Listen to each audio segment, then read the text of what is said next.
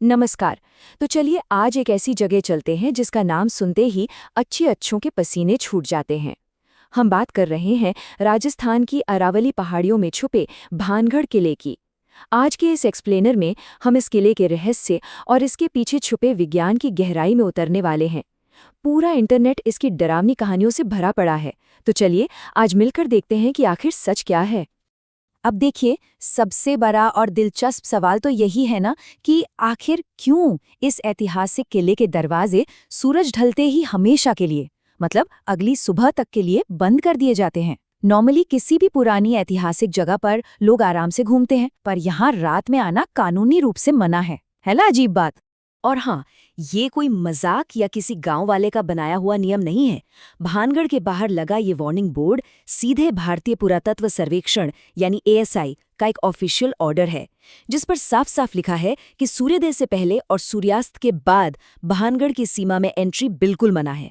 और सच कहूं तो इसी एक ऑफिशियल बोर्ड ने ही इसे देश की सबसे डरावनी जगह का टैग दे दिया है। अब इस चेतावनी के आसपास बहुत सी कहानियां बन चुकी हैं। जैसे एक बड़ी फेमस और सच में डरा देने वाली कहानी है कि 3 दोस्तों ने इस सरकारी वार्निंग को इग्नोर किया और रात के अंधेरे में किले के अंदर घुस गए। उनमें से एक किसी सूखे कुएं में गिर गया, बाकी दोनों ने उसको जैसे तैसे बाहर निकाला और घबराहट में वहां से भागे। लेकिन रास्ते में एक भयानक कार एक्सीडेंट हुआ और तीनों की मौके पर ही मौत हो गई। बस ऐसी ही घटनाओं ने भानगढ़ के श्रापित होने की अफवाहों में घी का काम किया है। जरा 1 मिनट रुककर इस नंबर पे ध्यान दीजिए, 9000।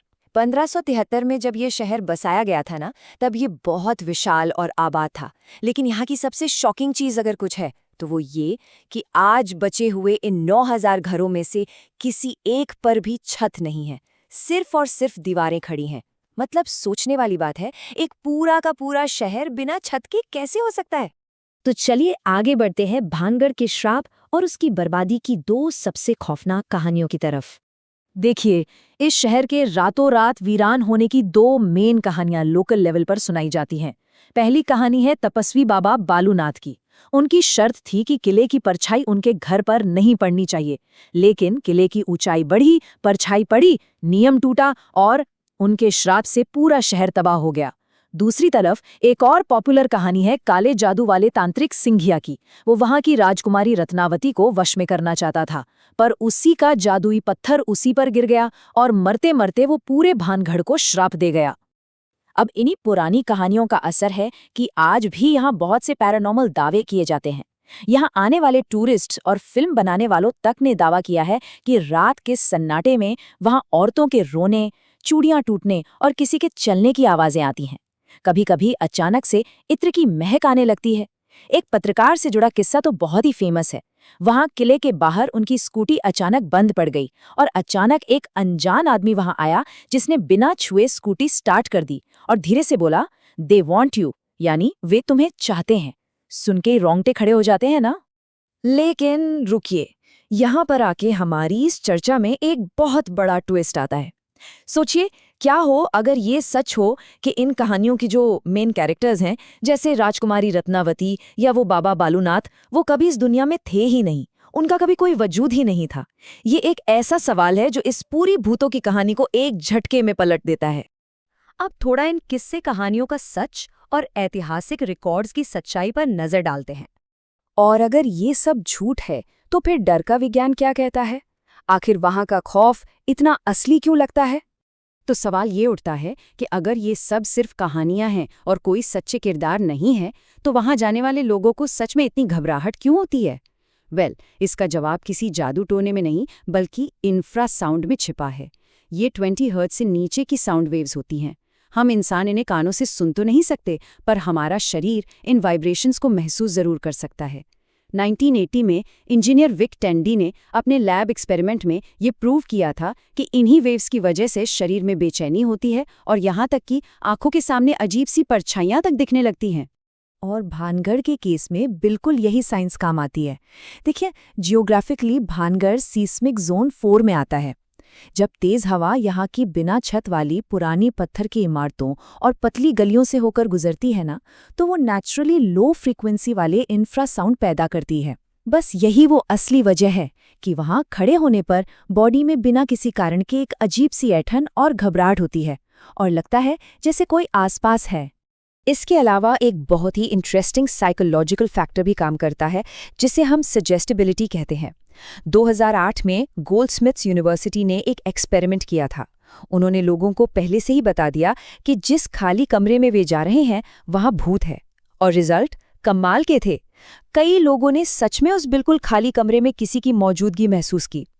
असल में होता क्या है कि जब हमारा दिमाग पहले से ही किसी चीज से डरा हुआ हो तो वो उस डर को फिजिकली सच मानकर महसूस करने लगता है। पूरा खेल दिमाग का है। एक और बड़ी मजेदार साइंटिफिक चीज है पेरिडोलिया। ये हमारे इंसानी दिमाग की एक नेचुरल आदत है जिसमें वो किसी भी रैंडम आकार या परछाई में पहचाने हुए चेहरे ढूंढ निकालता है। आपको याद है जब 1976 में लोगों को मंगल ग्रह की फोटो में एक इंसानी चेहरा दिखा था? बिल्कुल वही यहाँ भी होता है। भानगढ़ के उन टूटे फूटे खंडरों और परछाइयों में लोगों को जो भूत नजर आते हैं वो दरअसल इसी पेरिडोलिया का असर है। तो चलिए आगे बढ़ते हैं और जानते हैं कि वहाँ के असली और छिपे हुए खतरे आखिर हैं क्या, उस ऑफिशियल वार्निंग बोर्ड के पीछे का असल सच। अब आप सोचेंगे कि ठीक है, अगर भूत नहीं है तो फिर सूर्यास्त के बाद वहां जाने पर पाबंदी क्यों है? तो सुनिए, इसके पीछे बहुत ही प्रैक्टिकल और असली खतरे हैं। सबसे पहली बात, वहां की इमारतें बहुत जर्जर हैं, कभी भी गिर सकती हैं और रात में वहां घुप अंधेरा होता है। और दूसरा सबसे बड़ा खतरा है वहां की location. Bhangarh Sariska tiger reserve के बिल्कुल करीब है। रात होते ही वहां बंगाल टाइगर, तेंदुए, लकड़बग्घे और जंगली बंदर खाने की तलाश में इन खंडरों में आराम से घूमने लगते हैं। सच कहूं तो बस यही एक फैक्ट पूरी की पूरी भूतिया कहानी का पर्दाफाश कर देता है।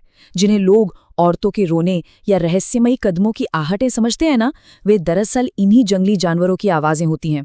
लकड़बग्घे जब आवाज निकालते हैं तो दूर से बिल्कुल किसी इंसान के रोने या चीखने जैसा ही लगता है, और रात में जब बंदर पेड़ों पर छलांग लगाते हैं तो पत्तों की आवाज से ऐसा फील होता है जैसे कोई चुपचाप आपके पीछे चल रहा हो।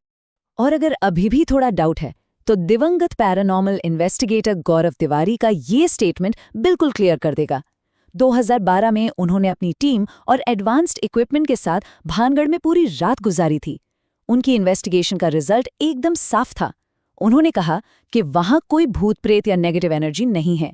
वहां आपको सिर्फ बंदर, मोर, लकड़बग्घे, पैंथर और मैं मिलूंगा। चलिए अब देखते हैं इस ऐतिहासिक खंडहर का असली सच। एक आबाद शहर आखिर सच में मरता कैसे है? तो भई, अगर कोई श्राप नहीं था, किसी तांत्रिक का काला जादू नहीं था, तो 9000 घरों वाला इतना विशाल शहर रातों रात खंडहर कैसे बन गया? इतिहास का सच ये है, 1573 में इस शहर को बसाया गया था। 1720 में जब सवाई जयसिंह ने इस पर कब्जा किया तब इसकी अहमियत थोड़ी कम होने लगी, पर इस शहर के खाली होने की सबसे बड़ी और आखिरी वजह बनी 1783 का वो साल। उस वक्त एल नीनो इफेक्ट की वजह से एक भयानक प्राकृतिक अकाल पड़ा, जिसे चालीसा अकाल भी कहते हैं। पानी और खाने की इतनी भयानक किल्लत हो गई कि लोगों को अपनी जान बचाने के लिए अपना घर-बार छोड़कर पलायन करना ही पड़ा। अब यहाँ पर हमारी ह्यूमन साइकोलॉजी सामने आती है। हम इंसानों को ना किसी रैंडम अचानक आई नेचुरल डिजास्टर जैसे अकाल पड़ना, उसको मानना थोड़ा मुश्किल लगता है। एक अकाल में लोग मारे गए, ये उतना ड्रामेटिक नहीं लगता। लेकिन वहीं अगर कोई ऐसी कहानी मिल जाए जिसमें कोई विलन हो, कोई काला जादू हो या कोई श्राप हो, तो हमारे दिमाग को एक परफेक्ट स्टोरी मिल जाती है। और यही वजह है कि इन सब साइंटिफिक और हिस्टोरिकल प्रूफ्स के बाद भी ये मनगढ़ंत कहानियां आज तक जिंदा हैं, क्योंकि हमारा दिमाग हमेशा ऐसी कहानी ढूंढता है जो थोड़ी एक्साइटिंग हो। फिर दूसरी बात, इस पूरी जगह का लोकल टूरिज्म भी तो इसी सबसे डरावनी जगह के टैग पर चल रहा है ना। और आज के इस डिजिटल जमाने में तो सोशल मीडिया के एल्गोरिदम भी ऐसी ही मिस्ट्री और हॉरर वाली बातों को ज्यादा वायरल करते हैं, जिससे ये झूठा भ्रम हर गुजरते दिन के साथ और मजबूत हो जाता है। तो आखिर में महान वैज्ञानिक मैरी क्यूरी की वो बात बिल्कुल फिट बैठती है। जीवन में किसी भी चीज से डरने की जरूरत नहीं है, उसे केवल समझने की जरूरत है। सच में जब हम उस अज्ञात डर पर विज्ञान और तथ्यों की रोशनी डालते हैं ना, तो सबसे खौफनाक चीजें भी बस एक प्राकृतिक घटना बनकर रह जाती हैं। तो आगे से जब भी कोई डरावनी कहानी सामने आए, तो क्या हम उस डर को चुनेंगे या उस डर के पीछे छुपे विज्ञान को तलाशेंगे? फैसला आपका है।